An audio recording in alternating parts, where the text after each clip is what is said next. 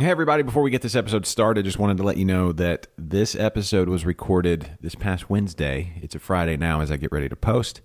And Huggy Bear has asked me to let you all know that, obviously, as you look around, things have changed a bit in the last couple of days. So the date we talk about on the show for the grand opening is officially up in the air. Just going on, reality. That's what everybody's dealing with. So when you hear the date, just remember it is now in flux. And I like using the word flux because I give a flux about you enjoying the show. Anyway, that's a weird thing. But anyway, just keep that in mind as we talk about official dates, that was all pre 2 days ago. And now we're living in the now. So just keep an eye on Local Group's official Facebook page for the official dates and times and all of that thing that plays into, today and reality and all the things. So everybody stay safe. Grab a bunch of beer to take home and wash your hands. And don't hoard the toilet paper because that's weird. I don't know why that's happening. But, here's a thing you can do. Put your earbuds in or play this on your Alexa device or on your stereo at home or in your car or whatever you want to do. And don't touch anybody and stay completely germ-free while listening to this episode of InterBrews. I've rambled on too long. Let's get started because Local Group is awesome. And I can't wait for you to hear from Huggy Bear and AnnMarie. Now, on to the ad, then on to the show, and then all that. Okay, thank you. This has been a public safety announcement from Stewed Productions, InterBrews, and Local Group Brewing. Goodbye. I mean, not goodbye, but the end of the ad. Now, hello, everybody. This is Josh again, back for another world-class episode of InterBrews. This is where I remind you that if you love this show, which you do, you love this show, that's why you're listening, or you're my mom and you love me, so thanks, Mom. But you can help support the show by going to our Patreon page, interbrews.com/Patreon or patreon.com/interbrews, and you can help support craft beer audio in the great city of Houston and beyond. For as little as $1 an episode, you can keep this going for years and years into the future, and we greatly appreciate it. We're super close to some new hardware goals, like halfway there, so keep up that support, really appreciate it. And some other things, trying to do add video and all that, so every little bit helps keep that rolling. So anyway, enough of me. Let's get on to the show. The following is a presentation of Stewed Productions. Hi, this is Huggie Bear. Hey, this is AnnMarie, and this is InterBrews. This is InterBrews. That is true. All things said so far, absolutely true. AnnMarie, Huggie Bear, welcome for the first time and welcome back. Thank you. To the show. Thank you. We are sitting in a place that not that long ago was just a dream. Like you can almost hear the background music as we dream back. Right. It was just a thought and a dream and a goal and a want and a happy head space kind of thing. And now it's a reality. It's hard reality. Yep. We're sitting in your brewery. We're We sitting are in your here. tap room. We're at Local Group Brewing. You are here. We are looking into the kitchen where custom-made buns are being made. We're looking over at a tap wall where your beers are waiting to be enjoyed, Yes. loved, shared. That's pretty awesome. Yeah, it's pretty cool. It's a good feeling. Yeah, we finally did the soft opening. Was it a couple weeks ago? Yeah. Doesn't feel. Yeah, it's been our week anniversary already. Yeah. Oh, So- congratulations. It feels like just a week ago. Right. Yeah. Feels like forever. So yeah, just it's feeling good to finally see the culmination of all the planning. We did a lot of planning. We did a lot of like, what about this? What about that? For instas and contingencies and things like that. So it's kind of cool to finally put all that into action. Yeah. I mean, can you put into words the feelings of the last, I don't know. I mean, the week, sure, but everything building up to that. I think building up within the month when we finally got the okay, we're going to open, I think our excitement was surreal. Like, we didn't believe it. Like, we've been training so long, at least with the front of house staff, just getting ready, prepping, and training over the menu, and training what beers we're going to have on and how to pour and just service steps. And finally, they're able to put it into to action and have a schedule, a full-time schedule. They were really excited. Well, okay, so I know this guy's story. We've been hanging out and drinking beers for a while now, years and years now. Yeah, I'm the brewer here. So. Yeah. So we'll get to you in a second. But this is a full-service. I mean, when I say full-service restaurant, it almost seems like that's selling it short. I mean, you can see it happening when you walk in the door. The art and the love going into the buns for the burgers. Never mind. It's not that kind of. I mean, I don't know what happens before I get here. Sorry, that got weird. Well, but anyway. Well, we want to sell it as a counter service plus. So when people walk in, we want this to be very casual. Everyone to come in, have a seat, or go to the bar, order. And we have 2 serving stations. Most importantly, the one at the bar to the right side of it. We have our merch wall, and then we also have the serving window from the outside for those with all their pups that can't walk in. Yeah. And they can get served through that window. We also have a dog serving station as well with the water. That's cool. So we do have bartenders running around with their handhelds to take orders and needs for those that are on the go. But we have the full service at the bar and then counter service plus. So the plus is those coming out with their tablets and taking orders if needed. Yeah. It's I don't know of another. I don't know, like the fact that you can stay outside and order from outside right in there, and it's all. I mean, that's really convenient. Yeah, we're looking at, and we're getting a cover for the patio before the summertime gets too hot. Yeah. So still, people want to come and sit outside when it's hot, cold, but we want to kind of reduce the sunburns. Yeah. Well, thanks. The pale ones among us. But yeah, we wanted to do. The focus is a lot is the atmosphere and the ambiance and how comfortable you are to be here. So we wanted to make it easy for you to get food and drink and stay a while and be comfortable, not have to push you out. We're not trying to turn tables over like a typical restaurant. Like, are you done yet? Are you done yet? Here's your check. Pay whatever you want, but really pay right now because I want you to leave. We're not trying to be that pushy kind of thing. So. Well, currently we were talking before the show started, but the view, you can see Minute Maid Park from here. You can see downtown from Beautiful. Here. Yeah, it's just right down here in the heart, like literally in the heart of Houston. But it is funny how we were, Houston is such a pocket type of place. There's like, there's the Heights. There's way up where I'm at. It's like Houston's big, but there's pockets, and this is a pocket that needed. Y'all like a cool pocket watch going in the pocket. It was time. Yeah. That's what I'm trying to say. Definitely want to let everyone know, like, we're here and close to St. Arnold within like 3-5 minutes, and we're close to downtown. We're accessible through 45 and I-10 and all over, so people don't know that just yet, but they will. Oh, it was super easy to get here. I came all the way out from Cyprus, so that's forever away. But it took me, I don't know. I mean, it was literally, you're right off the interstate, right off I-10, right off, however to get here. It's just, it's super convenient and super easy. It's not like it's not a trek. No. It's not you're not going to stumble over us unless you work in this area, but we're hoping, to get people to come out here. And yeah, it's actually not that hard to get here. We're actually very convenient to downtown and, like all the freeways. So yeah. Well, and that's the cool thing. Like a location like this, it's definitely I have family in Sugar Land. We have family south, town or whatever. This is a great place to meet. Central location. Yeah.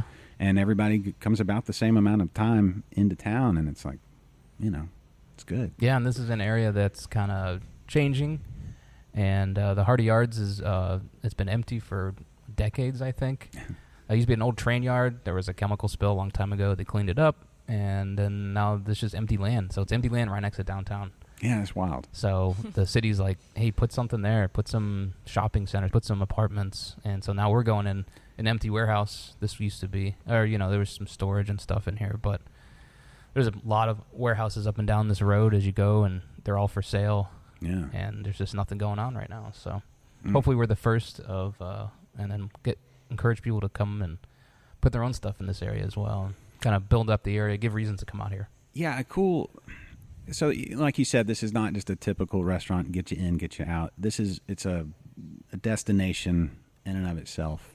And breweries, and now the fact that you have, I don't know, just the evolution of breweries here in Houston is, now this is next level. Did you get some coffee? Yeah. It's all right. Long days? You guys have been working hard. Yeah. I kid because I care. Yeah. But- no, actually, yeah. It's been. Sorry, what was the question? Did you get coffee? Y'all have coffee, right? Yes. Yeah, we do have coffee. We actually have nitro cold brew. We just run out, so we got to change the keg out. Okay, well, I want to get into all that technical stuff and the menu and all that stuff. But anyway, just saying, it's a destination, a place to meet, and the breweries, Oh, yes, the evolution of the brewery. they're scene. just it's kind of the start when you can see like the turn when a neighborhood takes the turn. A lot of the time, it's because a brewery came in and said, "We're making beer," and people are like, "Oh, there's beer there." We'll go there, and then they go, and then everything starts to, it was a, neighborhood maybe on the decline or not really, it kind of stagnated or something, and then once people put beer in it, all of a sudden everybody's like, oh no, we should go check that out. For sure. So Yeah, it's very community. Breweries are very community families, dogs. You can walk there. You can start your journey there. And then we have the restaurant as well too. So we want people to kind of come out for lunch, come out for dinner. let's talk Have some food. beers, have some food. Let's talk food. Yeah. Let's talk food. What? Okay. So menu items, menu specifics. What can people look forward to? I think the big seller as far as shareables on the table would be our giant everything pretzel. Okay. It's obviously a giant pretzel. I don't know how else I can explain it, but it's huge. It comes on like a little hanger so everyone can pull pieces off of it, dip it in some nice beer cheese that we decide. Yeah. Which beer's in the cheese? I think right now we've used the stout. We used the stout in the past. It was good. The color, it kind of changed the color a little bit, so Yeah. we ended up going with, I want to say Sparkle Motion right now. What's the cheese? What's the cheese or what cheese do you use for dipping cheese? It's a Is it gotta be- special secret from Is our it? chefs. Is it? Okay, I like that. 11 herbs and cheese and spices. The shape of the pretzel. Do you know why the pretzel is shaped the way that it's shaped? I think it was the Franciscan monks, and it's a hug. Yes, Kinda it's thing? it's like prayer, hug, whatever Yeah, kind yeah. of thing. Yeah, Huggie Bear. There you go. Yeah. It's like you're the patron saint of pretzels. Nice.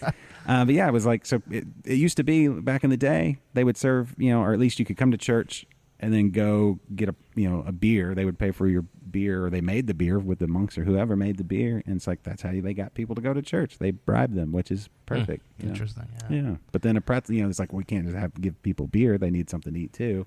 And so the pretzel, the shape of the prayer, and it was all that. At least that's Yeah. what I've read. So the food we wanted to put on kind of familiar food, but kind of what's the word? How do they describe it for the Comfort. style? Kind of contemporary American. They both come from fine.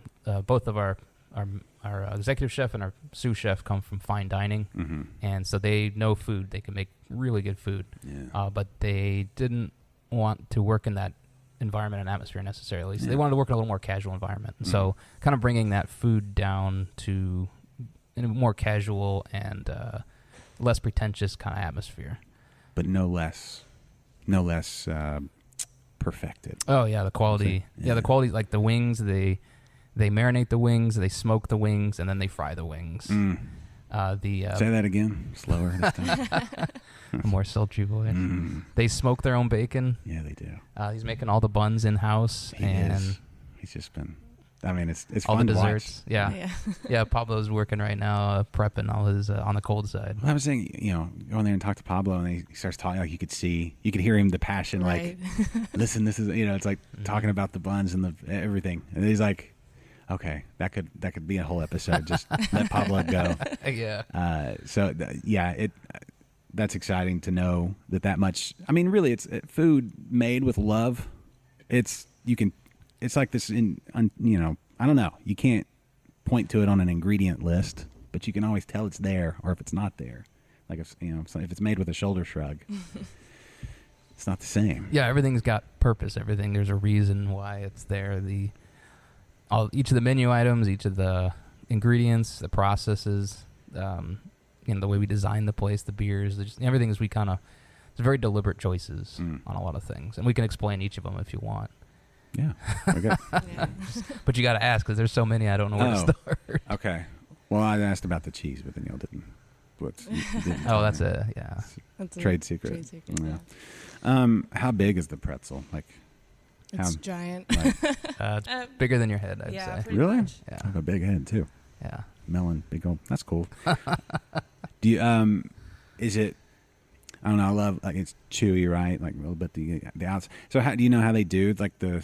Is it like I know with some pretzels you can do lye or some? I don't know how they do it. I don't know. Maybe lye is old school. They don't use lye. Yeah, I don't do think they use lye. like But a lye bath or something. They do is it baking soda or something? I want to say. Yeah, that's probably the Yeah, safer like a way. brush or a wash, Yeah. and kind To of let get it that sit for a golden bit. brown Yeah. outside and the chewy inside, and then the salt crunch, and then the cheese tip. Yeah, and the cheese. The cheese is good, and it also comes with the beer mustard. Oh, is it whole grain like mustard? a homemade stone ground or something. The little little poppy, Yeah. like the things that kind of the flavor, like molecules that pop Yeah, or whatever those are. flavor country. Yeah, I like that. What else is there? Just talk about the food. I know. We have our signature poutine dishes. Mm. Oh yeah, Michael's Canadian. My partner, one of the partners. So Yeah.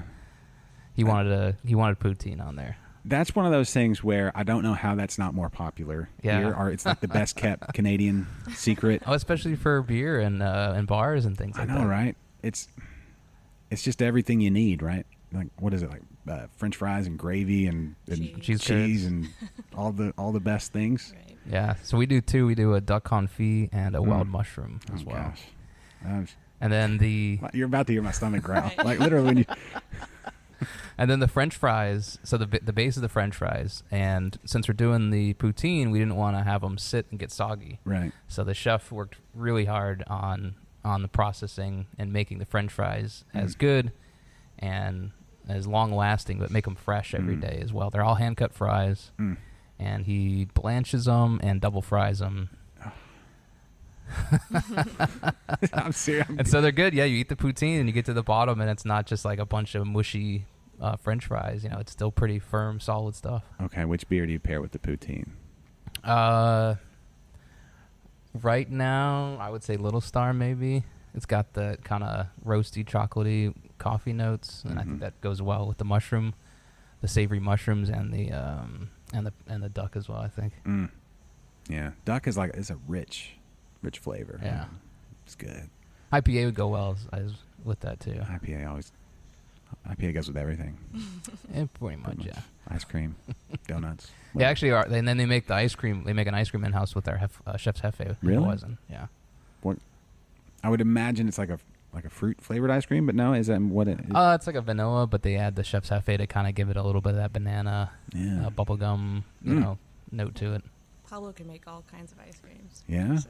Have y'all put that in a root beer float yet?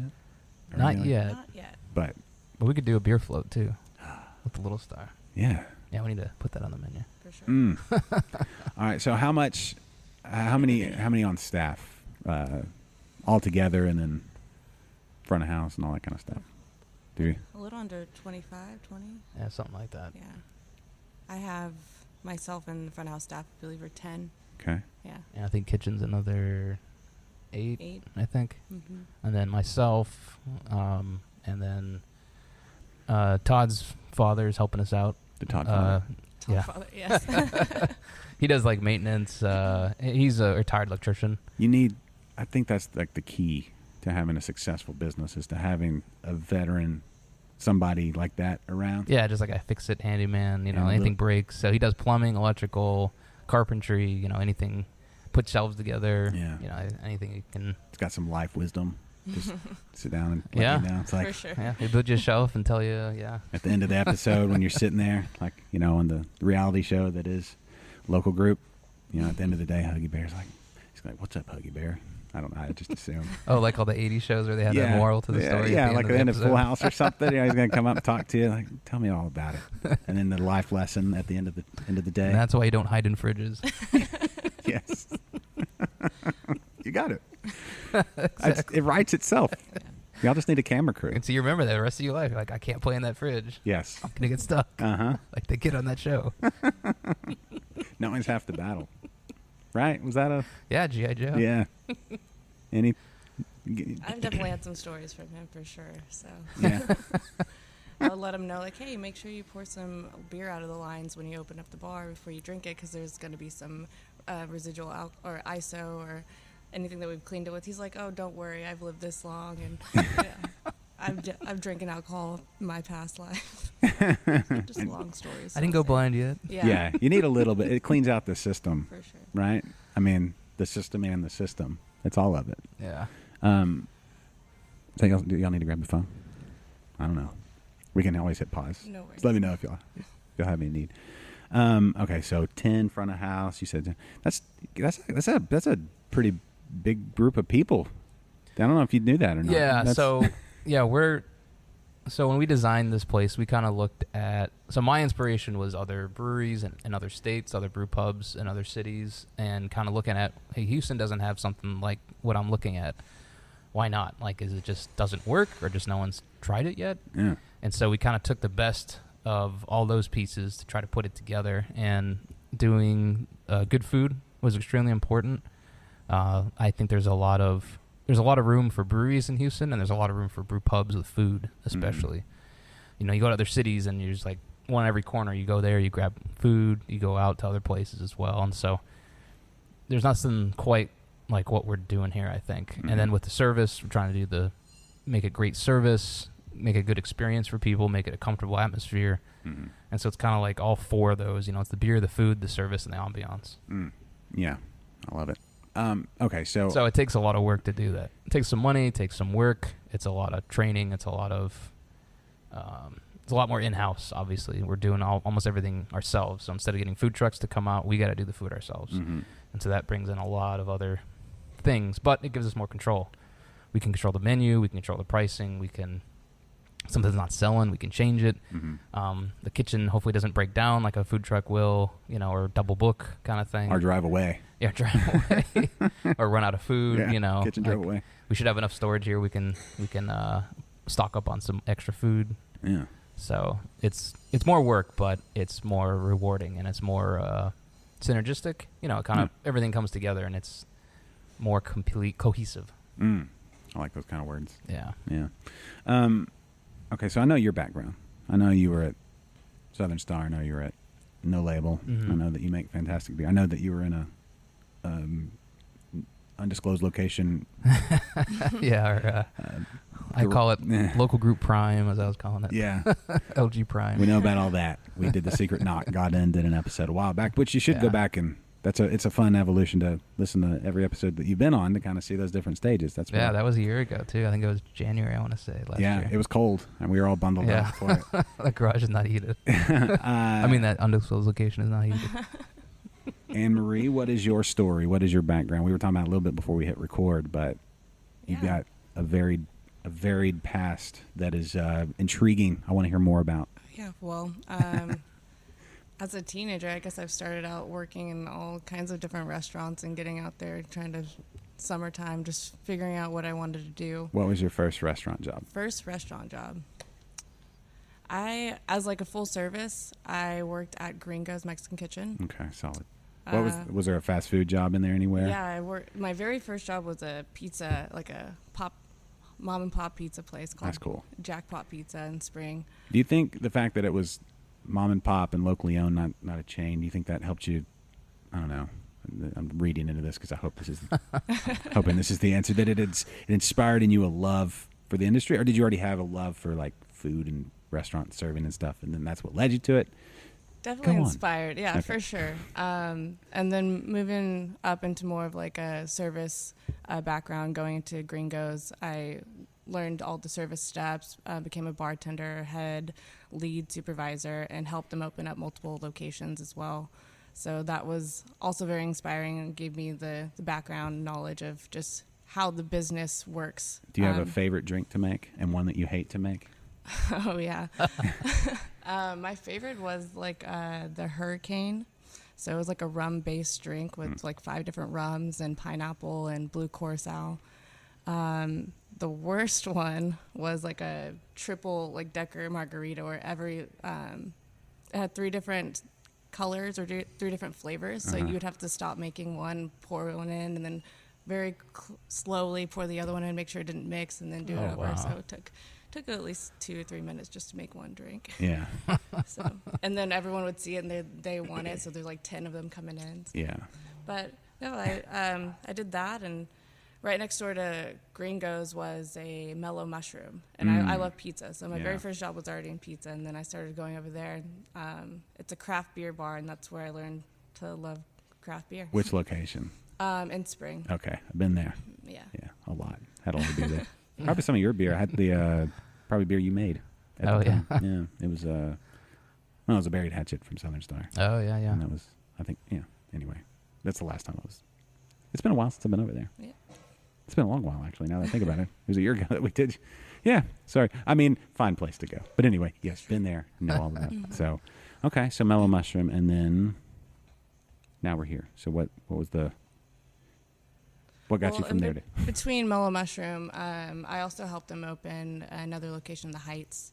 Okay. And was managing and also buying a lot of their beer, or like, since they're using local craft breweries, I got a lot of breweries come in, sell me their beer, and so every Monday or Tuesday, that was just the day that I would just be at work and trying everyone's beer. Yeah. It's a good day.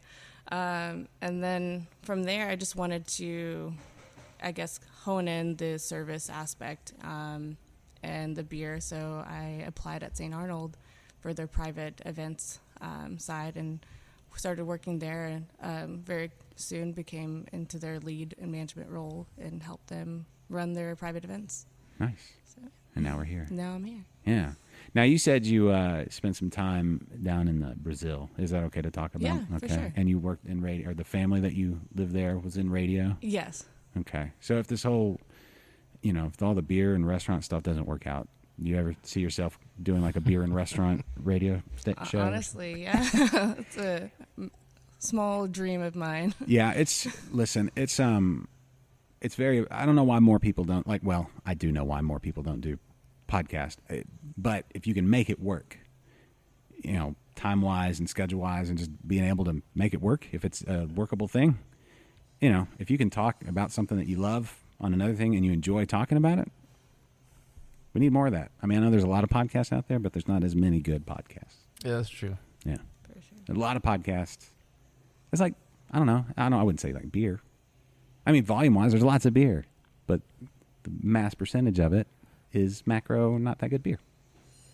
Yeah, and then just the more you get out there, it's like the internet. There's a lot of good things, a lot of bad things. You just got to kind of have to sort through it all. So. Yeah. Same with podcasts and beer and It's true. food, and Yeah. it's got to find someone who can be your I wouldn't say gatekeeper, but Something. Guide. Yeah. there you go, guide. Yeah. I do feel like podcasts and things like that are great, like marketing. I tell people that if you can figure out a way to make one work, like on a regular basis, great way to market it. I mean, I've got so much going on. Yeah. I can get here every 6 months or so. Oh yeah. But, to be here as often as, new beers you got coming out, new dishes, new events. Yeah, actually, Southern Star started one. Have you listened to that one? I have. SSPC at SSBC. Yeah. It's look, and Dave, that's the thing. When we go up there, Dave will like clear out his whole day because he's like, this is going to get, we end up doing 2-hour shows, and then we'll do another 2-hour bonus show after that. And it gets a little silly, and it's a blast. But yeah, to be able to market your stuff through a podcast, I mean, I don't see why not. I almost feel like there could be a 24/7 online radio station just dedicated to Texas beer and stuff. That'd be cool. I'm actually thinking about doing something like that. Oh, really? But yeah, it's a thought. It's now that I put it out there, now people.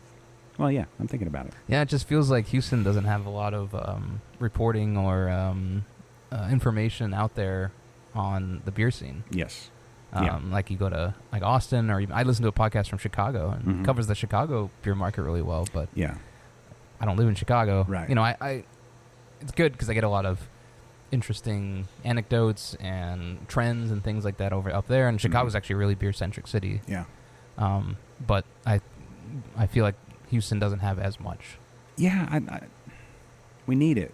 We need it. I mean, it's just because there's so much going on, but to go to everybody's individual pages and stuff like that, there's a need for it. It took me a while to realize, okay, what I'm doing is needed, not just, it's not that I just enjoy it, but the podcasts and the live, like Liquid Lunch, it's all that's needed. and there's variations, and those two, like Liquid Lunch is very in the now kind of thing, and I think of this as like an audio time capsule. Right. It's like 20 years from now we'll come back and listen, and like, oh man, that was our first week. yeah, you'll be like, you're all into. Your whole restaurant will be virtual reality or something. You'll just be like, come and get your protein packet pill thing. And you'll have your full meal in a capsule. And actually, don't even come in. We'll beam it to you.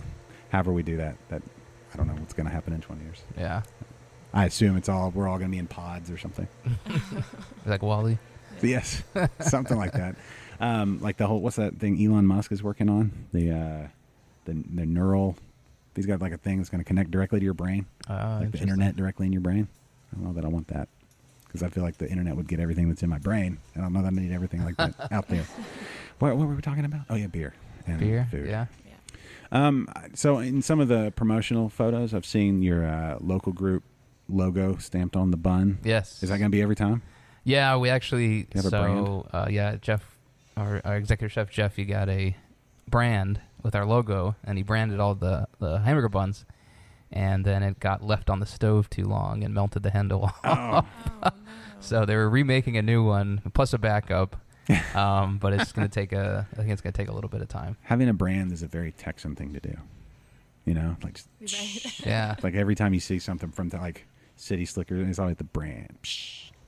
Anyway, sorry, that's what I saw. I was like, that's cool.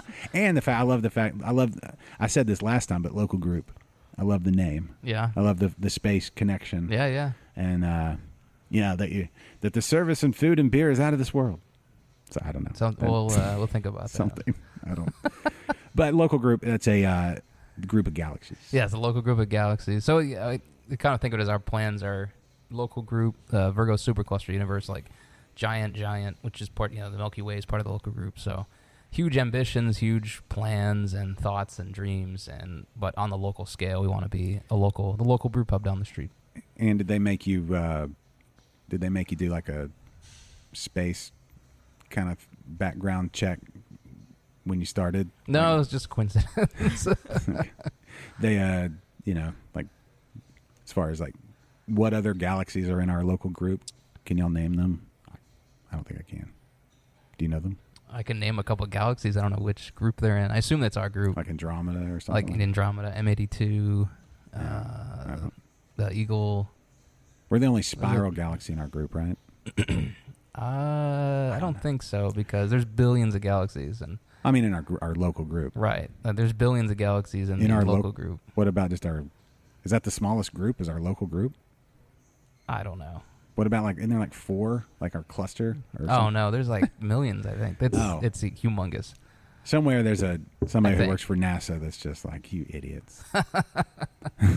They just...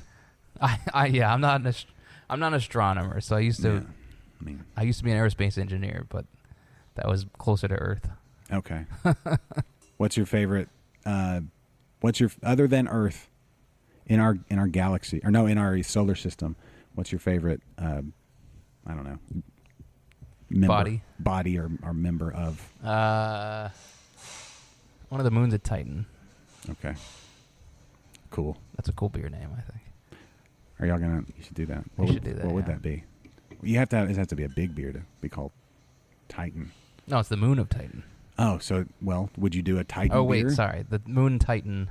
That's of Jupiter, right? Yeah, there you go. Well, Titan doesn't have it. Titan's big, though, right? It's like as big as Earth. Oh, is it? I don't know. Somebody should Google that. I don't know. I have a phone. We'll assume it's really big because it's around Jupiter. Okay. It's got to be big. It's probably big. Yeah. But if you did So we shouldn't do like a sparkling water? Or no. Well, it is. Hard seltzer. Unless it's a water planet. And it's made of mostly frozen. It's probably frozen. So it's got to be like maybe an ice beer. Oh, there you go. I've not seen a craft version of an iced beer. Can you do that? Legally, no. That's ice distilling, so you have to have a distiller's license to do that. All right. Because you're concentrating the water and getting it out. It's considered distilling. Oh.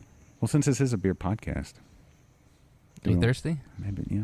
Yeah? Yeah. We can get some beers. Okay. Should we pause and go, watch it? Yeah. But every time you say that, it's obvious, so you don't have to say that. You can just pause. I should just do that, right? I'll learn. Maybe by the time I hit... One of these days. Yeah. 500 or something. We'll see. All right. Okay. I mean, I'm not saying it. So I says to Mabel, I says, Yeah. have you seen that It Simpsons? says to me, yeah, it says to me, know it. I'm like, I wrote it. Just give it a second. Oh, man. So the beer we got in front of us. Yeah. So I'll never know. this is Sparkle Motion. Sparkle Motion. So I wanted to make a light, easy drinking, crisp beer. Cheers to Sparkle Motion. This is a Cheers. aptly named beer. It is super. Thank you. It looks like it's going to be crispy and just. Yeah, so I won. Delicious. Yeah. Mm-hmm. I've heard we've had a few beer converts from this beer. Really? So I wanted to make it very light, easy to drink, crisp on the finish, but some flavor there, not too watery. I wanted to give it a little body as well. So It's got that. I like that. That's a. What's the AB? Is this like 4-ish or 3.7. Oh, that's even. See, Yeah, that's this one came out really low. I was shooting for about 4-ish. So I think the next one I shoot for about 4.2. Okay. We'll see. In that range, though. That's I still like, want a low, yeah. Yeah, you can come have like 7 of them. Yeah, but it's still got some flavor too. It's not like water. It's not like Bud Light or Responsibly. something. Yeah, no, seriously. I mean, if you were here for, I don't know, 2 or 3 hours, like You could a maybe couple an hour. get some food. Yes. Yeah. Sit outside, sweat a little out. Yeah. Oh yeah, that'll you'd do be- it too. Yeah, and then go to a baseball game, and then you're good to go. Yeah, just ride the train. Yeah, I've never ridden the train in Houston. How's that? Have y'all ever ridden? That's not bad. Yeah. It's not bad. First, like metro experience. I went to DC a few weeks ago. Oh, the DC Metro is really nice. It really is like, oh, this is what when people say Yeah. we need more. It's like this is what they're talking about. Like this could work. Yeah, it works really well. 'Cause Yeah. you just go somewhere and then you walk a little ways and then you come back and you walk and you're there. It's clean Mm-hmm. and there's some good musicians down there where the acoustics are good in those tunnels. I don't know. No, this train makes it very convenient to get everywhere. Yeah. Like, especially living downtown, go straight to University of Houston, Mm-hmm. just a few minutes. Everything's on your phone now. You can buy your ticket on the app Yeah. or go straight to the rodeo right now. It's Oh really- yeah. Oh yeah, rodeo. yeah. Yeah. Rodeo. What's y'all's favorite rodeo event? The cap scramble. It is a good one. Yeah. Mutton busting.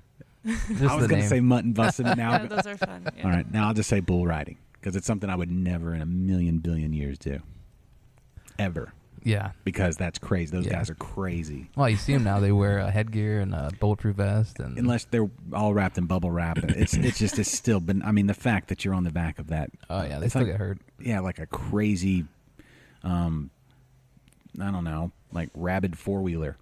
It's how much power those things. I mean, you know what I'm saying? It's like a rocket with legs or something. I don't know. It's a bull. That's an angry bull. Very angry. It's like, who did that first? What crazy? Only in a place like Houston, like, hey, let's ride a bull. It's that same type of mentality. It's like, hey, let's go to space, and then come back in a tin can, basically. Sorry, Because it was there. seriously. Like, you see that moon up there? We're gonna go. And we're gonna shotgun around it, and come back, and see if we can't do it in 8 days. Because like 8 seconds, right, or whatever it is. Oh, there you go. 7 seconds. What is it? 8 seconds. 8 seconds, 8 right? seconds, I think.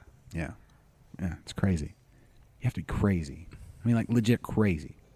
But then you come back and have a beer like this, and Yeah. just be like, man, it's Easy drinking. That was one thing I missed was all the craft beer. I didn't see any there. There's only a few, Oh yeah. but yeah. Didn't they have like a it's hard to garden, find. like a beer They had garden or a- something? I didn't see a beer garden. I guess it wasn't open. I Mm. went on Monday, Mm. but it was hard to find. I found maybe like an Eighth Wonder, some St. Arnold. Okay. Yeah, Probably Silver Eagle then. yeah, Yeah. I guess. for sure. Yeah. They. Yeah. Yep. Last thing I want is a Miller Lite. It's true. It's true. Right in those situations. So we're tea Yeah. typically. Just give me a tea. Tea at the rodeo? Well, Like iced tea or like a hot Earl Grey tea? no, iced tea. I don't know. I mean, Good evening, good sir. now you can find but a craft beer is going to be like $84 or something like that at the rodeo. I like the thought of the rodeo, but to go to the rodeo, you've got to love the rodeo and hate money. I mean, they do some cool stuff. You know, you talk about the cattle, the calf rustle or whatever, the calf wrangle. What do they call it? Or calf Scramble? calf scramble. yeah. That's what. Yeah, I had scrambled. I should remember that. I had scrambled eggs for breakfast. But scholarships and stuff, right? That's all great. Yeah, They yeah. do a lot of good things. But man, You go to ride some rides.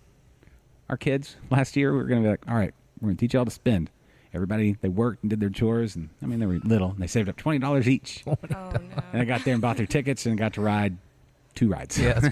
It's like 10 minutes later, it's like, what do we do now? It's like, I guess we're going to go look at some livestock. So, anyway. Teaching them. Taught them about, like, picking your spots. That's what we... There you go. Yeah. Look at your value. Yeah. So, anyway. I mean, go rodeo. Good concerts and stuff. Anyway, enough about them. Let's talk about more about beer. So 3.7. This one came out 3.7. Yeah, this is one of the first batches off the system, so it's going to be a little bit of a learning curve. Yeah, I did as much as I could, planned as much as I could, did as much research as I could, but until we actually brewed on the system, it was kind of up in the air. Yeah. So But I'm proud of the beers that came off though. Yeah. No, that's really good. That's an all-day drinker. That's a hanging out, figuring out life. Yeah. Or whatever. How am I going to pay for the radio? Sit there and work out the budget. That's a great one. We need more of that, like, in life. Yeah, I didn't want to do just another. I was going to do a light beer, but I wanted to have a purpose behind it and have a very deliberate thoughts on it. Yeah, and it's it would be very like if somebody said, "I need something that tastes like beer." I hear that a lot. Yeah, when you get new people trying to convert them to crowds, it would taste like beer. It's funny that this is our second bestseller. Yeah. You need After it. Double Vertigo. Yeah. Oh, yeah, you need that though. You need those beers that. Yeah, I agree, but I wanted to make it a beer that I wanted to drink too. So yes, that's what I'm saying. It's a beer. It's an every person's beer. You can anybody who, I don't know, it's not completely addicted to like hazy IPAs. There are people there's like 12-step programs for some of those people. But we have stuff for them too. So. Yes, but I'm saying you need for the rest of us that aren't completely addicted to those. I mean, I like them. I love them actually. But yes, this would be. You could get like order one for the entire table, and everybody's gonna enjoy. Yeah. Yeah. You ready for the next beer? Yeah. Yes, I am ready for that. That's a brilliant idea to try that new beer, especially after all this, talk of the rodeo and things like that. It would be. Breaking news. What? The rodeo's canceled. What do you say? You say the rodeo's been canceled. The rodeo's been canceled due to the coronavirus scare. Oh no. Oh wow. Well, so much for the bull riders. Or the mutton busting. Mate, you know what? I don't know. I guess we get through it the one time, or however long it takes. How many rodeos will be canceled? How many? I don't know.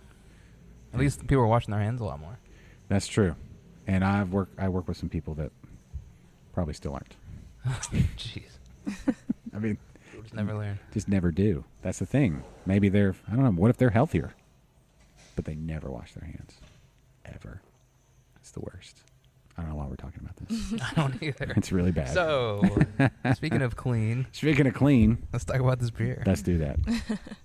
So this is Chef's Cafe. This is a German-style Hefeweizen. Right there. Right there. Cheers. That. Again, very deliberate choices. I tried to do as light of color in the malts as I could. I got a pale wheat and a Pilsner malt. I was going to say, having no prior information given me at all, that must be a pale wheat. But actually, we talked about it before the show started.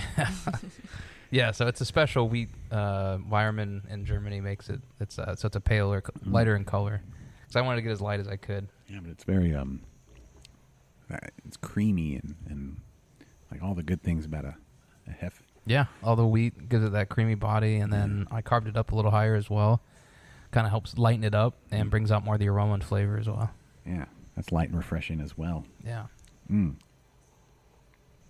Yeah, that's a summer day in a glass right there. That is, yeah, that's perfect. Yeah, wanted to make sure I do a Hefe, do it right. That is right. That's good. What do you think? It's real good. Makes you want to keep drinking it. I know, right? I'm slowing myself down because I chugged the last one, Right. and so now it's like, stop yourself. It's got that Moorish quality. What's your wheelhouse is like style wise? Depends on the day. Okay. I love sours. Yeah. Stouts, if it's colder. All over the place, really. Hazies. Mhm. I think my palate's been changing Yeah. every year. So this year is the sour, Hefeweizen, Yeah. more of the barnyardy kind Yes. of beers. Okay. I'm right there with you. There you go. What about you? Do you have like a favorite? Like you're always like digging in, to like the recipes and stuff. But Yeah, just almost anything. I'm not huge on vinegar, so there's a lot of sours with an acetic acid or vinegar kind of flavor to them, and so I'm like not. a Flanders type. Yeah, like the Duchess de Borgnine is to me is very vinegary forward. Mhm. So I'm not big on that necessarily, just Yeah. because I don't like that flavor. But I do like good sours. And actually, we got a kettle sour we're putting out for the grand opening with raspberries. Speaking of grand opening, Yeah. what's the date on the grand opening? 21st. It'll be the 21st. So Is that the first day of spring? Uh, Is that the yeah, I think Equinox? it might be. Yeah, usually that's the 20th or 21st. I think. Yeah. So 10 days from now. First day of spring. Yeah, so it'll be a Saturday, the 21st. First day of spring, and that's the We 19th. We got the. Technically it's the 19th. Okay. When you get the equal. Well, maybe it's like midnight or something. Yeah, like equal night and day. It's like 1 in the morning. Yeah, but that's okay. Close enough. This is like the best. Yeah. First event for spring. So yeah, we did our soft opening 2 weeks ago, week and a half ago, Yeah. 28th. Yeah. Yeah, so 12 days ago, Mm-hmm. 11 days ago. How'd it go? Good. Good. We were busy. Yeah. Yeah, very busy. I get a lot of FOMO. That was one of those like the FOMOist. Oh no, it's if you like events where it's like a crazy mad scramble, Mhm. then yeah, you missed out. Okay.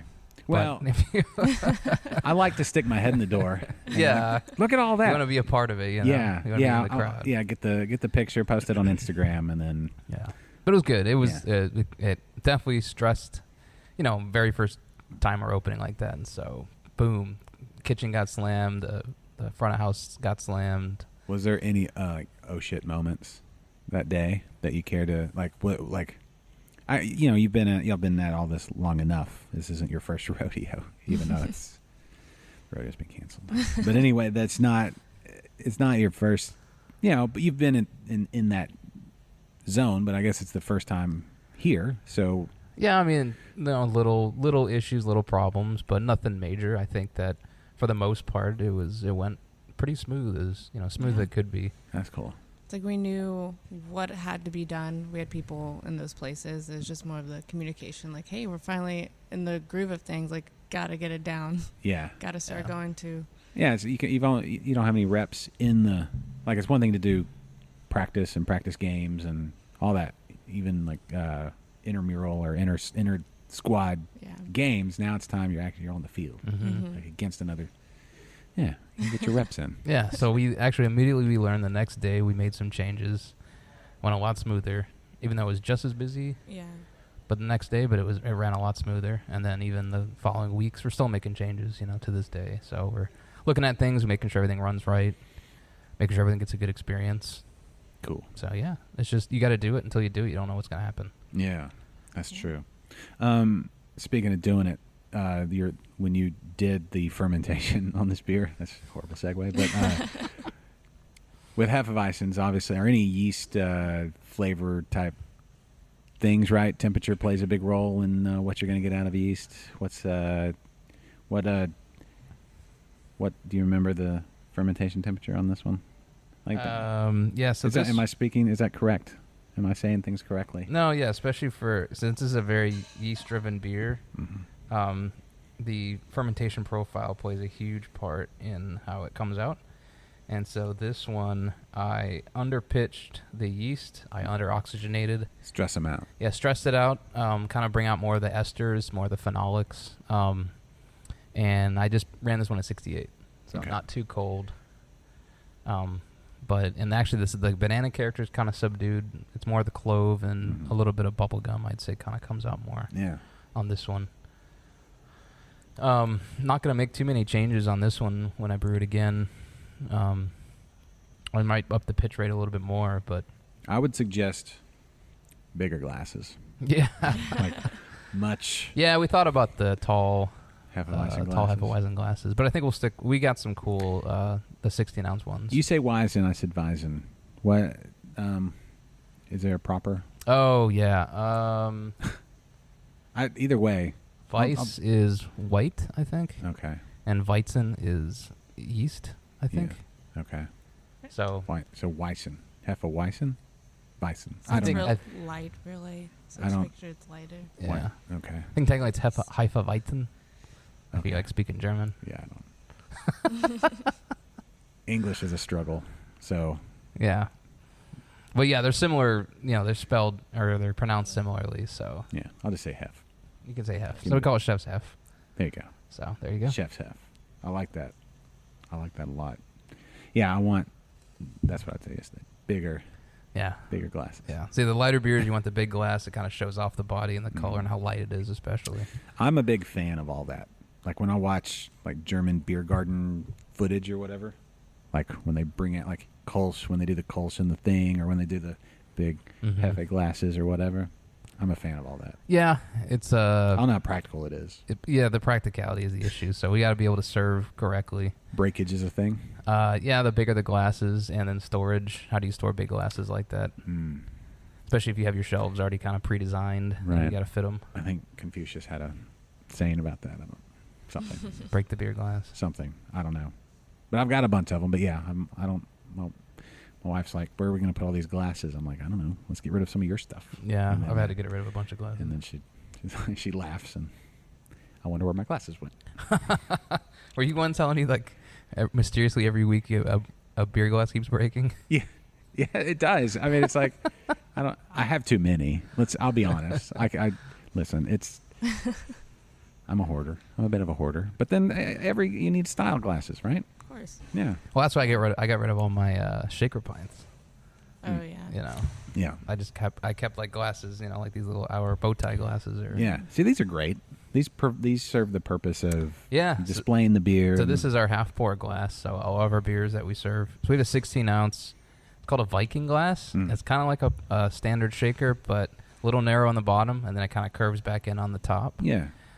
So it kind of captures the aroma a little better. It's a better serving vessel, but it's not as it's a little more elegant, I guess, Yeah. but not too pretentious. Yeah. Yeah. You got to walk that line. You don't want to be hoity-toity. Right. So Right. that's for most of our standard beers come in that, and then this is just kind of a half size for that. So Yeah. if you get a half pour, this is the glass that comes in. So you describing that lets me know that a lot of thought went into that.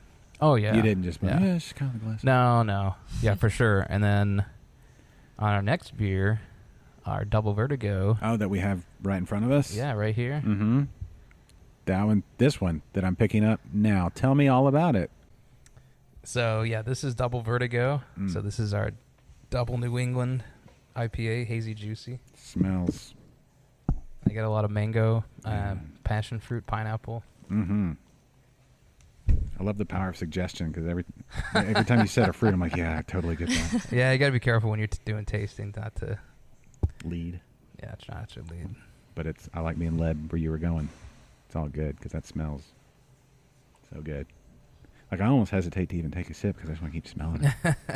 Yeah, this is definitely there's a brewery in California called Drake's, and they do a beer called Aroma Coma. Yeah. And this is like 5-10 years ago, so it was a West Coast style beer, but That's really good. that's a great name for a beer. I keep asking the question, you think, no, hazies are here to stay, but I see they're so good. If you do it right, yeah. Yeah. If you do it right. Yeah, the best version of something is what it should be judged on. And this is... Yeah, there's always bad versions of things. So, yeah. So this is a lot of flaked wheat, flaked oats for a body. Gives it that good head retention as well. It feels, mouthfeel. It's how it should. It looks how it should be. Yeah. It's how all of it works. Kind of thick. It's almost like juice. You know, Yes, exactly. literally. No, I mean exactly. Very juicy. Yeah, that's when I hear the word juicy. This is what I think. Yeah. So I'm happy. I'm proud of how this one came out. Very hazy. The haze is lasting as well, which I was concerned with that dropping out and then being judged that my hazy beer wasn't hazy, which I know a lot of people do. So Well, I mean, what makes it hazy? I mean, you got, in the nature of cooling things and settling and all that, it's going to play gonna impact them. So part of it's the water profile, and then you got to make sure you get the right. I think this one I didn't starve it of calcium. Sometimes you can starve beers of calcium, and it creates a haze because the yeast calcium helps the yeast flocculate and drop out of solution. And so if you starve it of calcium, the yeast won't drop out very quickly. So actually the yeast is in solution. But this beer is the polyphenols react with the yeast to create a permanent haze. So it's not going to drop out. Okay. It's my second favorite Jimi Hendrix song. Perfect haze. Yeah. So yeah, but the wheat Permanent haze. and the oats add some haze there. Yeah. Yeah, and then the wheat and the oat for the mouthfeel and just the texture and all that. It plays well. Well done, sir. That is.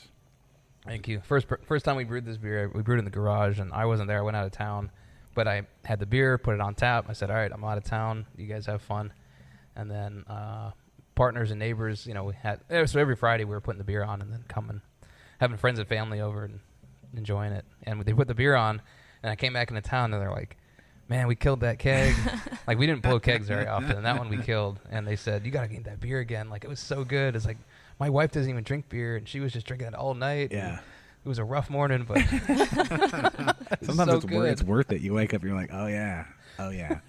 What's the ABV on this one? Yeah, this is 9% alcohol. Is well. it? Oh my goodness! You can't even. It's no, it does not. You can feel it warming. I mean, when you say double, I know that it's all right. 7.5, 8. Yeah, Tell me. 9. 9. Yeah, Kerpow. so this is the first IPA I brewed on the system, and I had a lot of trouble with that. So it was a little ambitious, I think. So we ended up yielding a lot less beer than we wanted. I had to kind of change the hop schedule a little bit. Didn't quite. So I think the next version is going to be even better. Okay. I can't wait to try that. Yeah. So I'll make some small tweaks to it, but just increasing the yield and then getting back to on the kind of the recipe that I was shooting for. Yeah. I feel like I've been on a journey.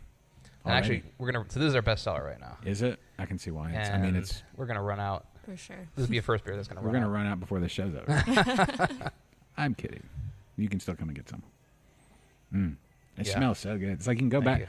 Like you go back to it and just stick your nose in there. Yeah. So this is kind of the beer you liking? Oh yeah, for sure. Yeah. I think stuff like when you make it well, it can be a really good style.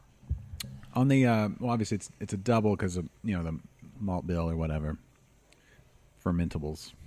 But does the alcohol level? How does that impact flavor? I feel like I know that you can use like vodka or something to extract flavors from, say, like herbs or something like that, right? Or you can infuse. Does the alcohol itself? How does the alcohol itself impact the flavor? Oh well, the alcohol adds body actually. Okay. And that warming sensation too as you drink more and more. Yeah. But I don't know if it extracts more flavor. Maybe not. I don't know about that. Because it doesn't like. Does that? It's not a lot of alcohol though. Like usually the solutions you make when you extract for making homemade tinctures. Yeah. Are 40, 50, 60% alcohol. So right. This is 9, so it's not not as high. And are the hops in contact? Well, they are post fermentation, right? Do you dry hop? Yeah. So this one was only dry hopped one time. In the future, I'm going to double dry hop it. So this one was dry hopped kind of early in fermentation, so there's a little bit of alcohol, but then the hop stayed in the whole time. Okay. And then usually when you do a second dry hop, you do it near the end of fermentation, and so it kind of gives you a slightly different profile. Okay. I tried the new, newish, the Special Effects from Brooklyn. It's a non-alcoholic, like hoppy beer. Oh yeah. And the flavor's good. It's just the body. Like knowing that it's a non-alcoholic beer, you're like, oh yeah, I can totally tell. Yeah, the alcohol adds a lot of body, and people don't think about that and don't realize it is the body until the alcohol is missing. Right. It's definitely that on that beer. Like, if you're like trying to avoid alcohol in Lent, but you really want something that tastes like, like a hoppy session IPA or something like in that category. Yeah, that's tricky. You can do some things like on the Sparkle Motion. It's such a low alcohol, but I added flaked oats to that one to kind of bump up that body because I wanted it not to be too thin tasting. Yeah, I don't know. Maybe they could do something like that. I don't know how you get to no alcohol at 0.5. That's tricky. I don't know if you use an enzyme or something, or just like boil it out, or I don't know. Usually it's like a vacuum process where they kind of do a boil under a vacuum, and so it boils at such a low temperature that the alcohol evaporates without making the hops too harsh. Without the rest of it. Though it does change. You're adding heat to a system, so you're going to change the properties of it. So it does change the flavor a little bit. And have you ever home brewed or brewed? I have, yeah. Yeah? My first one was an amber style. It was my favorite. Okay. With my name being AnnMarie, Yes. a lot of people hear me say Amberly. Uh-huh. So Amberly. it's what I called my amber. But it came out pretty well. Yeah. When was that? Was that recently? Or? It was recently. Yeah, we tried that one. Yeah, it's pretty Well, good. that's cool. Pretty good. You going to do it again? Soon, when I get some Time. some time off. Style-wise? Are you going to go the same style and try to dial it in? Or are you going to try something new? The new recipe I was working on was like a orange chocolate stout. Okay. So nice. working on that. Did you go all grain or partial or extract or what did you? All grain. All grain. So people don't even, I don't even know. right in. Do people do extract anymore? Yeah, Unless they're doing like a I know barley some one? people that the time, it Yeah. saves you a lot of time, so they'll cook on their stove and Yeah. it saves a few hours, Yeah. so they can make a batch real quick, especially if they have kids or something. Yes. It's been a long time since I've homebrewed. Like way too long. Yeah, I need some new I equipment. think extract will be a good way to, or extract with the partial grain. Yeah. I don't want to bottle it all. I agree with that. And so I've got, I but agree with I that. don't want to do 5 gallons. So I need some smaller kegs. Yeah, you can get. We got little 2.5 gallon kegs, and I think you can get some 1 gallon kegs 1.5. as well. Yeah, Torpedo makes some 1.5. Yeah. So I need some of it. But the thing is, they cost the same as the others. That is true. So it's like I've got to make the Right. investment. And then it's, Yeah, but you can get some small ones, and then you can fit it in your fridge and put a CO2 cartridge on it yes. and a tap, and you Yeah. can actually just have draft beer from a keg in your fridge without having a whole setup. Yeah, I've got a Keyser. It's built. It's mostly built. It needs a shank and a tap. A tap. But everything else is with a collar and everything else is built and the Oh, override and all that stuff. So I've got all that. I just need to not be lazy. Yeah. Which sometimes it's harder than not. Anyway, fantastic beer though. Thank you. It's this kind of thing I hear where I'm like, why would I brew an okay beer when I can drink a fantastic beer? Why not? Yeah, that's kind of my thought when I got into it. It's like I got into beer, and then someone's like, "You should make your own beer." I'm like, why should I make my own beer? There's already good stuff out there. Yeah. And then I started making it. I was like, this is fun. It's about the process. That's the thing. You can't say, I'm going to make a beer better than that beer. It's like you can try. I mean, maybe that can be a goal. Like, okay, I'm going to make that beer, and then do a little, something that I enjoy more. But everyone's tastes are different too. So Yes. you can make beer that, like all the beers I'm making for my taste. For the most part, you still got to sell it. Like I can make all the beer I want. If it doesn't sell, we're just glorified homebrewers. So right. But my beers I feel are a little bit different than kind of the other ones on the market. I feel like no one brewery makes all the beers that I want to drink. Right. And so I'm kind of trying to do that. Yes. And there's so much variety. Like, I don't know. Like I was looking this morning I saw an article about like the best Pilsners or something like that. And I think Jeffrey Stuffings actually posted it. He said, somebody asked me what my favorite Pilsner was. It was Live Oak. Oh, okay, yeah. Like their Pils. It's fantastic, right? But then I started looking at Live Oak's website and just their other beers and like all the smoked beers that Chip makes. Oh, yeah. I'm like, that's a whole nother He's thing. big on smoke. Yeah. He is. And like, so I like it. Like every once in a while, you get into that mode and you start like the Grzycki. That's a weird beer, right? It's light and 3.5% and then super smoky.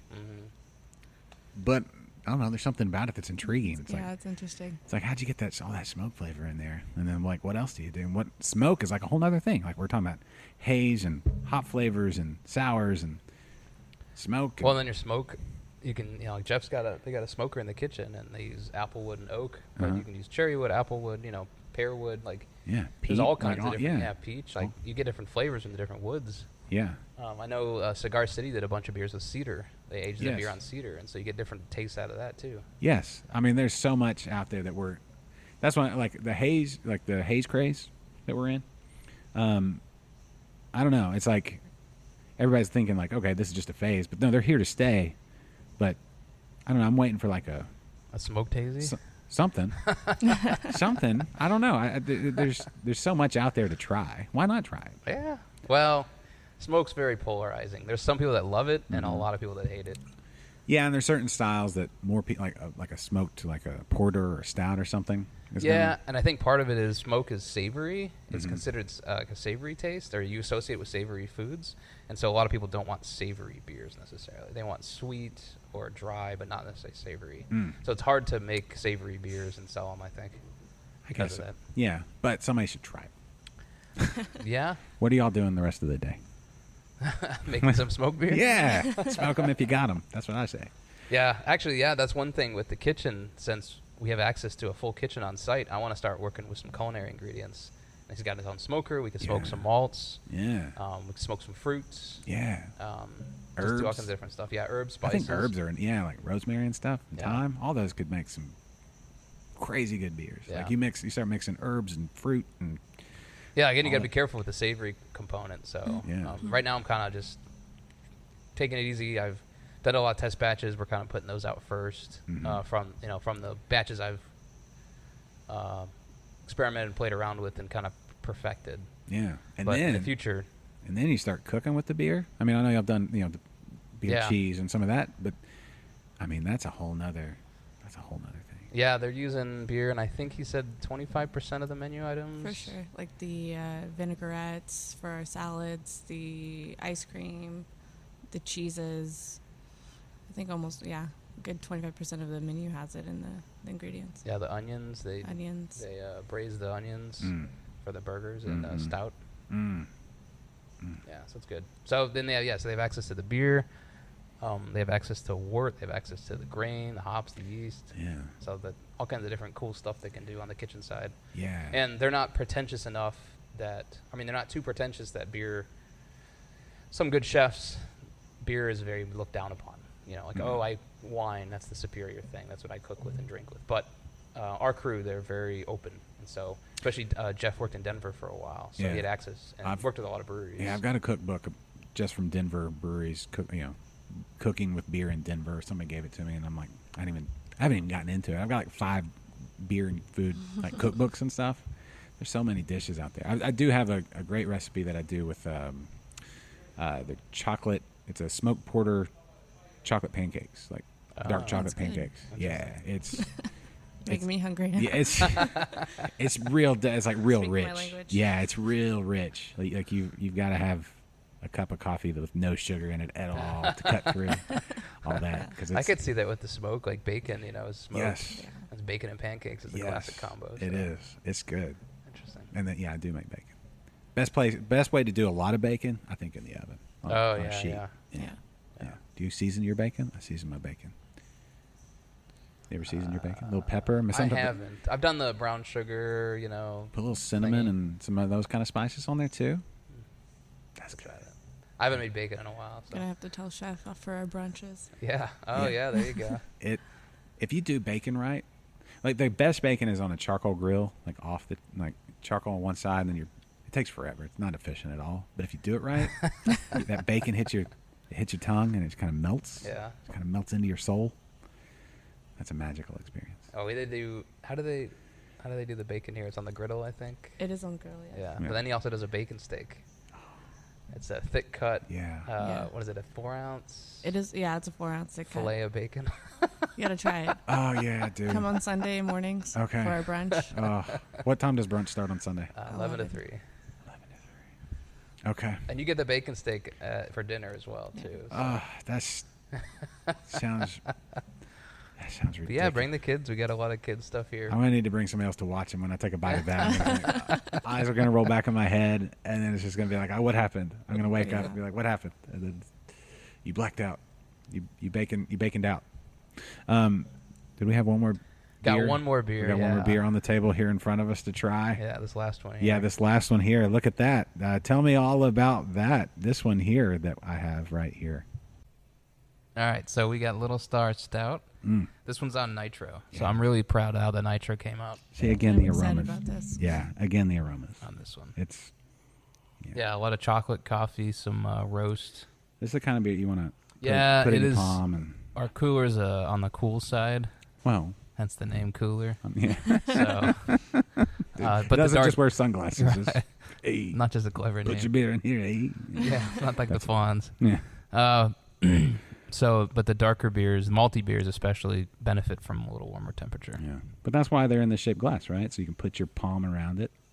And Yeah, you- this one I kind of just poured it into here to kind of showcase it. But that's what I'm saying. You hold it like that, so the heat Oh, from yeah, your yeah, palm definitely. warms the glass as you go, and it rests in there.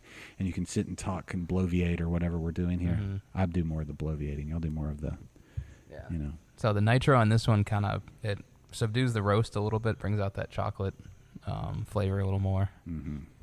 Love and it. gives it a little creamy body. Yeah. Yeah. Yeah. That's a good. Like to me, that almost has a smoky element to it, but it's not. Yeah, I think it's that roast. Yeah. It was a little more roasty than I was shooting for on this one. Yeah. Scaling up the recipes, it's not just the hops, but it's the malts as well. You extract more flavor out of the malts, and you extract less color too. So the more efficient your system is, the lighter your beers are going to look. Yeah. So I wanted a dark beer, but if I scaled it up, it's going to look brown, and I wanted a black beer. So I had to add some more malts that turned out to be roastier than I was expecting. So is it? So the blackest of malt, is that still black patent? That's the black is like almost like a burnt malt. Yeah. So it gives you that very roasty. This one I added Carafa 3, so it's a dehusked malt, so it's supposed to be less roasty, but it still get a lot of roast character. Yeah. No, I like that. What's the ABV on this one? This one was 4 or 5. Is it? Yeah. I love that. Yeah, so I wanted to make a dark beer that was light, easy to drink, that you could drink year-round. Summer, winter, not too heavy. I'm going to do some bigger stouts as well. We're working on an Imperial Stout right now recipe, and I'm going to brew that here in the next month or so. Yeah. And then age it. Yes. Now, those are good, like, at night, I don't know, whatever. But this is full of flavor. Yeah, so I wanted full flavor, but still light, easy to drink. Yeah. I'm not a huge fan of dry Irish stouts. Yeah. Like Guinness. Yeah, I want to like them. Yeah, but I don't. But so I don't like it as dry. So I wanted to add a little. This one's got some oats in it for body. Yeah, this is in my wheelhouse of right where I want it to be. Yeah, thank you. Yes, excellent. So and then everyone wants it. So everyone wants a dark beer at some point. Every day, you get someone comes in almost every day, every week at least, if not every day. That what's your darkest beer? What's the dark beer you got? Yeah, I wonder what that is. Well, we need to ask those people questions. What's going on in your life, friend? Hey, they just like. I guess maybe they're coffee. They like coffee or something. Yeah, it's very translates tasty. through. Speaking of coffee, that's also dark, and y'all have nitro coffee. Do y'all do you make the coffee in house or do you bring it in? What's the? We are bringing it from Constellation Coffee. Okay. So they've been really helpful and really kind of us to let us sample their different roast, and they're actually making one specifically a little bit darker in roast so that we can get our nitro coffee a little bit darker. And okay, so they're bringing in. flavorful. Are they doing like cold brew? They are. Yeah, we're doing cold brew. And we're also using it for our brunch service. So for brunch service, we also have regular cups of coffee. So they're just bringing y'all. They're bringing y'all beans. Yeah. And We're making it here, brewing. yeah. Okay, so they don't bring you like a keg of. No, we got the kegs here, so Cool. No, I gotcha. we're doing that. So I gotta. Yeah. So we're making it in house. We've only made one batch so far, and we finish it up. So we gotta work on the next one. Yeah, that's dangerous stuff too. Just like realize that you just drank half a gallon of coffee and got to launch into space. And that's me. I've got to watch myself on some of that stuff. Yeah, and then the cold brew is a lot smoother, so it's a little more drinkable too, I think. Yeah, that's good. That's have you met like a half and half with the cold brew and maybe some of this, or I don't know. Yeah, that's a good call. Actually, we do a coffee topper where we're selling too. So if you want to add a shot of coffee, a little top your beer off. Yeah. With a little bit of coffee. That's good. You can do that as well. See all that. Beer's so versatile. There's so many things. What can it not do? I don't know. I don't think. Is there anything? I don't know if I want to know. I don't want to know. That's one of those things. Like, don't even ask that question because it doesn't. I don't want to know the answer. Yeah. What can it do? It can't not be beer. That's just the laws of logic. It can't be beer and not be beer at the same time. Yeah. So we're trying to offer just a lot of different choices. So we got 20 taps up right now. We got one for our canning machine. We got a 16-ounce October. It's not technically a crowler. A crowler is technically 32 ounces, so it's a 16-ounce can. But it's basically the thought was one beer here, one beer to go. And so we have a CO2 line for that purges the cans before we fill them up. Nice. We have 4 wines on tap. We have 2 nitro taps, one for the beer, one for the coffee. And then we have 8 serving tanks that we serve the beer straight from the tank. Mm-hmm. And then we have 5 kegs. One of those is cider. Cider from? We're doing St. Arnold dry cider right now. Okay. I think that's a fantastic cider. Yeah. Yeah. Yeah. And there are neighbors down the street, so we gotta. Those good friends of mine. Yeah. How long did you work there? A little over a year. Okay. Yeah. That's a good place. I watched them open up the beer garden, Yeah. ran over there on certain days to bartend for them, Mhm. get them out of the weeds right when they're busy. That's true. Yeah. That's probably a pretty good model to see. Like, that's a good thing to watch before you're doing it yourself. For sure. Like, let's see how y'all handle it. It's like watching somebody on American Ninja Warrior or whatever. How are you going to do this? And then, Right. yeah, to have that expertise. So, yeah, that's good stuff. And the fact that y'all are close. I mean, it's like, you don't have the same beers. You don't have the same vibe. You don't have the same. No, it's a little different. And we actually got a lot of St. Arno crew comes through here. Yeah. The director of operations and the management there is very helpful. They're like, if you ever need anything, just let us know. Like, we're here. Yeah. Yeah. St. Arnold's great. They're, I mean, Brock, I mean, look what he's done. I mean, the fact that, Texas beer is where it is a lot of what he's done, right? For sure. So, Oh, yeah. anyway, but they've been on enough. He's been, we don't need to talk about it. Yeah. Listen, they've been on the show. No, but they've been very helpful. And they're open and creating a community that I want to propagate and do. Yes. I don't see it as much in, maybe just because Houston's smaller, there's not as many breweries here. But you go over to, like, California, you go out to the Pacific Northwest, it's very congenial, very communal, and everyone shares, everyone helps. Yeah. And so I'm trying to create that kind of community. And that's kind of one of the tenets of my philosophy of is creating the community, create and live the community you want to see. Kind of a play on Gandhi's quote. Yeah. Yeah. Thanks, Gandhi. Yeah. I wonder if Gandhi drank. I don't think Gandhi drank beer. I don't think so. Yeah. I don't know. But good philosophy. So yeah, I bet he would. I bet he'd enjoy a good beer, though. I don't know. I don't. Turns out I don't know that much about Gandhi. I didn't know we were going to go there. I might have looked him up a little more, to figure out. done some research. Yeah. This wasn't in the notes. No, it wasn't. Yeah, that email. Spoke too soon. Turned out wasn't as informative as I thought it was. Said very little about Gandhi. Yeah. Just a little blurb. Anyway. So I'm glad you're enjoying the beer, though. Yes. So, okay, grand opening on the 21st. Yeah. So we're going to debut 4+ more beers. We got this beautiful glass in front of us. Special glass. Once in a lifetime. Yeah. Because there's only one grand opening. And Exactly. You can only do it once. Then the next time it's an anniversary, and then another anniversary, and then, pretty soon you can do your 2020, and then at your 20th anniversary, I don't know what that. No, that'd be pretty cool. I'm looking 2040. 2040-20. 2040-20. Yeah, that's pretty cool. But it's like a perfect vision. 2020. I don't know. I'm I've grasping. had this vision for a couple of years now. There you go. Yeah, we were hoping to open last year, but it didn't work. So No, it's I like 2020 works. Yeah, it's easy to remember. Now it's perfect. Yes. Yeah. It's perfect. Clear and crisp and malty and hoppy and all day drinkable and high ABV if you want that too. You got a little bit of everything. And delicious food. And the pretzels. Remember the pretzels when we talked about that all the way back at the beginning of the show? We'll take it full circle. They were in there rolling up, I think, pretzel dough earlier. Did they have to let them proof? Is that a thing? They have to proof? Yeah, they got a little proof For sure. up. Yeah, I was, I didn't spend much time in the food industry, but I was a sandwich artist. Yeah. And we did some proofing of what they Artiste. called bread product. Yeah. Proofed some bread product. I was also a barista for a short time. Oh, okay. Nice. That was fun, actually. I actually enjoyed that a lot. Anyway, enough about me. But, okay, so grand opening coming up on the 21st. And all the beers here ready for you. The delicious food, the wonderful hospitality, the inviting atmosphere, the wonderful views, the central location for you to meet all your loved ones and soon-to-be loved ones and friends and family and bring your dogs and your kids and come. I don't know. I don't guess y'all be brewing that day, but when you're in here on a brewing day, maybe you can watch them cook and prepare and all the love, right? Yeah. Yeah. Everything's open. All the glass, all the windows. You can see into everything. Yeah. Is there anything else that we need to let them know to watch for? Come on over. Okay. Have a beer. Yeah, have a beer. We're open Tuesday through Sunday. Only day we're closed is Mondays right now. Mm-hmm. And we're open for lunch Friday, Saturday, Sunday. Brunch on Sundays. With brunch Sundays. Yeah. Yeah. With all the bacon. And we'll rent this place out for private events for all of those locals that want to have their meetings here during the day.